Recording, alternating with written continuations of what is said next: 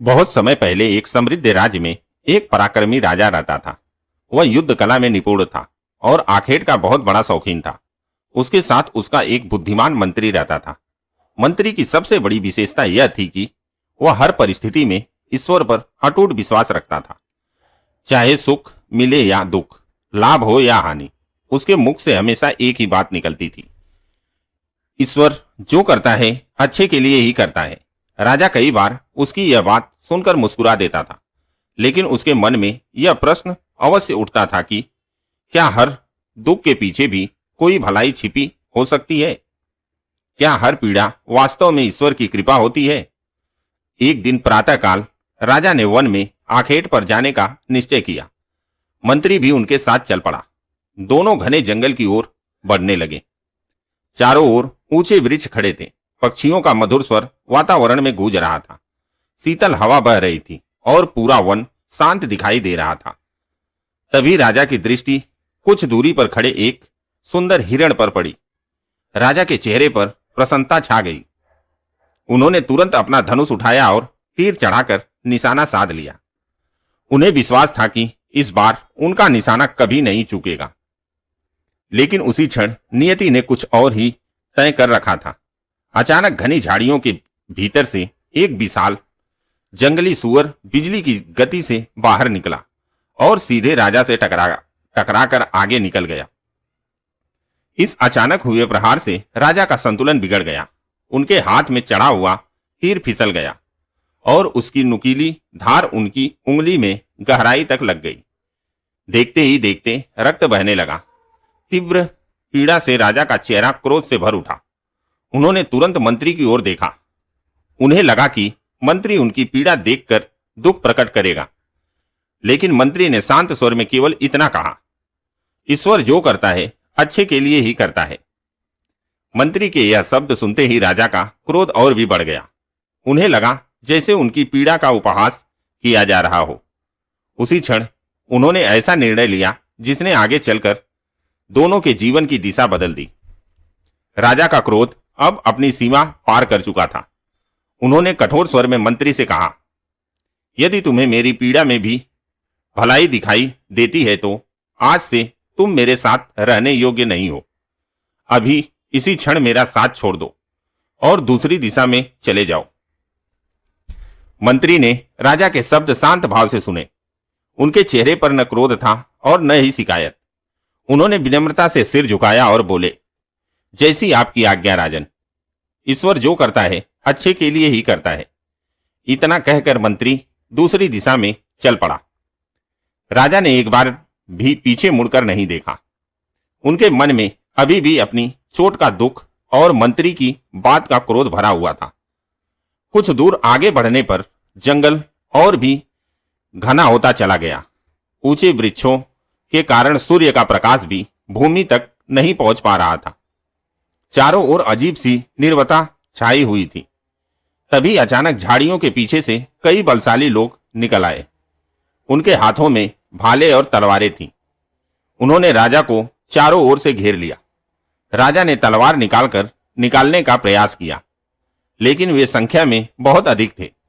कुछ ही क्षणों में उन्होंने राजा को पकड़ लिया और बांधकर अपने सरदार के पास ले गए। राजा ने देखा कि वे साधारण मनुष्य नहीं बल्कि नरबलि देने वाले नरभक्षी थे। उनके बीच एक विशाल वेदी सजी हुई थी, अग्नि प्रज्वलित थी और सभी किसी विशेष बलि की तैयारी कर रहे थे। राजा को समझते देर न लगी कि आज उसी की बलि चढ़ाई जाने वाली है। यह देखकर पहली बार उसके मन में मृत्यु का भय जाग उठा। उसे अपनी शक्ति पर नहीं बल्कि ईश्वर पर भरोसा करने के अलावा कोई उपाय दिखाई नहीं दे रहा था।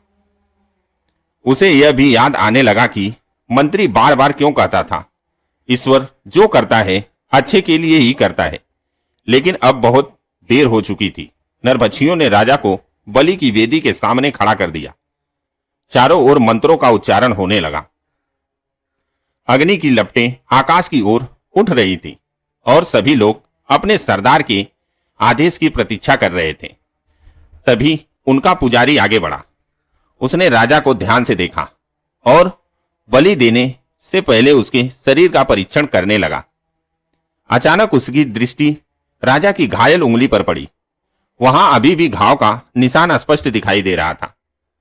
पुजारी का चेहरा तुरंत बदल गया।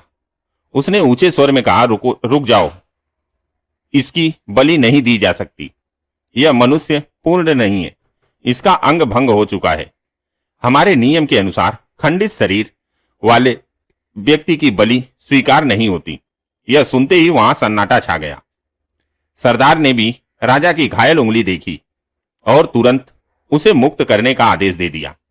अगले ही क्षण राजा की रस्सियां खोल दी गई। जिस स्थान पर कुछ क्षण पहले मृत्यु सामने खड़ी थी, वहीं अब उसे जीवन दान मिल चुका था। राजा स्तब्ध रह गया।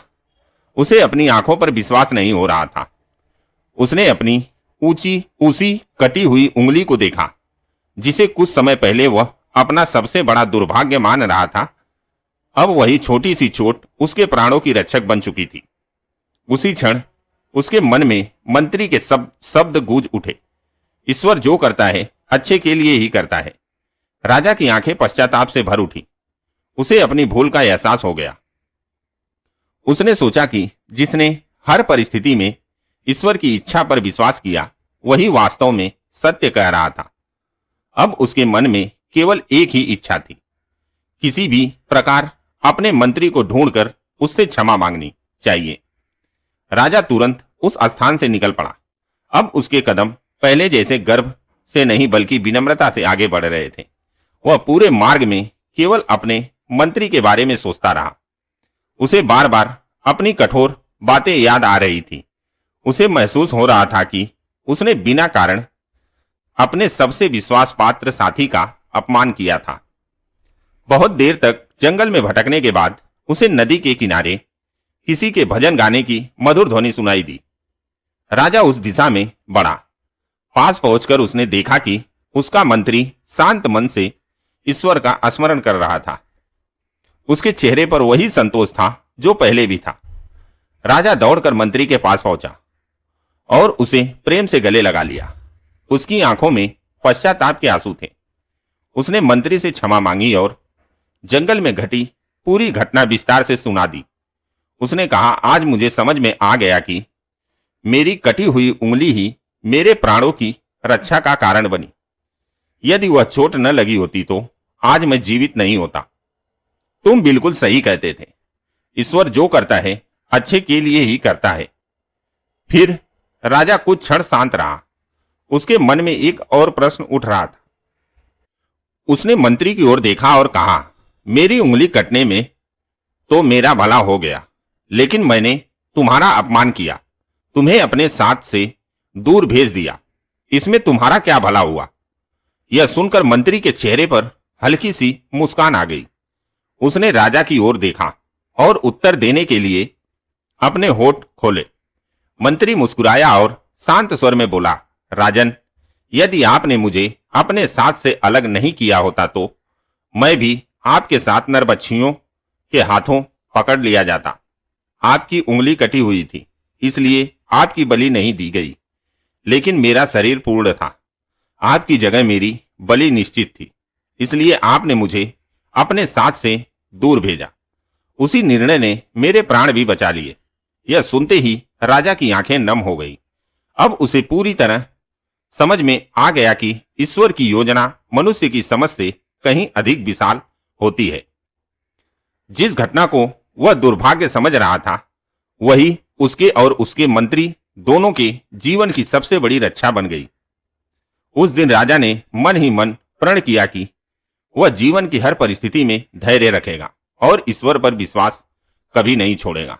मित्रों, यही इस कथा का सबसे बड़ा संदेश है। जीवन में जब कोई घटना हमारी इच्छा के विरुद्ध होती है तो हम तुरंत उसे बुरा मान लेते हैं। हम शिकायत करने लगते हैं और ईश्वर के निर्णय पर प्रश्न उठाने लगते हैं। लेकिन समय बीतने पर कई बार वही घटना हमारे जीवन की सबसे बड़ी भलाई सिद्ध होती है। इसलिए कठिन समय में घबराने के स्थान पर धैर्य रखना चाहिए, अपने कर्म करते रहना चाहिए और ईश्वर की योजना पर विश्वास बनाए रखना चाहिए। यही इस कथा के शीर्षक जो होता है अच्छा ही होता है का वास्तविक अर्थ है। इसका मतलब यह नहीं कि हर दुख सुख जैसा महसूस होगा। इसका अर्थ यह है कि ईश्वर हर घटना के पीछे कोई न कोई ऐसी भलाई छिपा कर रखता है जिसे मनुष्य उस समय नहीं देख पाता। इसलिए परिवर्तन से मत डरिए, परिस्थितियों से मत घबराइए। विश्वास रखिए कि यदि आपका मन सच्चा है और आपके कर्म अच्छे हैं तो ईश्वर अंत में वही करेंगे जो आपके जीवन के लिए सबसे उत्तम होगा। यही सच्चा विश्वास है, यही जीवन की सबसे बड़ी प्रेरणा है। अगर आपको यह वीडियो पसंद आया हो तो वीडियो को लाइक करें, चैनल को सब्सक्राइब करें और कमेंट में हर हर महादेव जरूर लिखें। धन्यवाद।